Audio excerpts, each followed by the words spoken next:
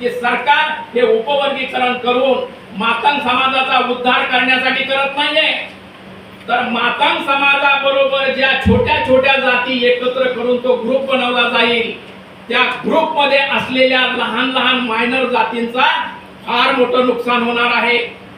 आपल्याला माहिती नसेल, महाराष्ट्रामध्ये प्रत्येक घरामध्ये जातीचं प्रमाणपत्र असतं। कितीही लहान जात असली, आपल्याला सांगतो की एक नंबरची एक जात अनमुख आहे महाराष्ट्रामध्ये, त्यांची संख्या आपल्याला आश्चर्य वाटेल, फक्त 48 लोक आहेत। एक नंबर जातीचे 48 फक्त लोक आहेत।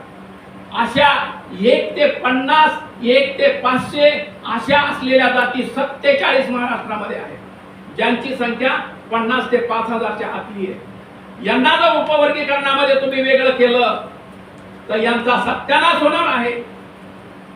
आमची लढाई यासाठी आहे, कुणाच्या एका जातीचा फायदा जर करायचा असेल तुम्हाला सरकार करू शकतं, परंतु त्यांना अनुसूचित जातीचे जे आरक्षण आहे त्यामध्ये उपवर्गीकरण न करता त्यांना स्पेशल वेगळं काहीतरी इन्सेंटिव्ह द्या आणि त्यांचा उद्धार करा ना। त्यांना वेगळे हॉस्टेल तयार करा त्यांच्या मुलांसाठी वेगळ्या काहीतरी तरतुदी तयार करा, म्हणजे ते शिकतील आणि आरक्षणाचा लाभ घेतील। परंतु अशा प्रकारे जर का तुम्ही उपवर्गीकरण केलं तर अनुसूचित जातीच्या असलेल्या ज्या लहान लहान जाती आहेत यांचं फार मोठं नुकसान होणार आहे। आणि म्हणून ही समिती, उपवर्गीकरण विरोधी समिती, संघर्ष समिती, ज्याप्रमाणे नामांतराचा लढा आम्ही लढला त्याप्रमाणे खंबीरपणे महाराष्ट्र शासनाच्या विरोधामध्ये ही संघर्ष समिती मोठा लढा उभा करणार आहे। आणि यामध्ये आम्ही यशस्वी होणार म्हणजे होणार, कारण सगळी आकडेवारी आमच्याकडे आहे।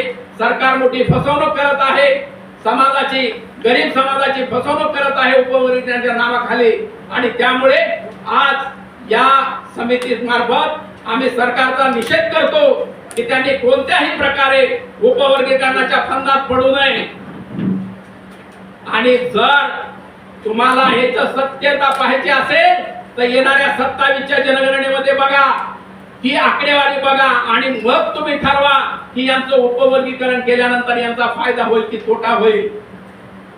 म्हणून सरकारला आमचं निवेदन आहे की या उपवर्गीकरणाच्या फंदामध्ये सरकारने पडू नये। हा आमच्या भावाभावांचा प्रश्न आहे, आमचा आम्ही मिटवून घेऊ, आमच्या घरातलं हे सगळं मॅटर आहे। तुम्ही ह्या फंदामध्ये पडू नये।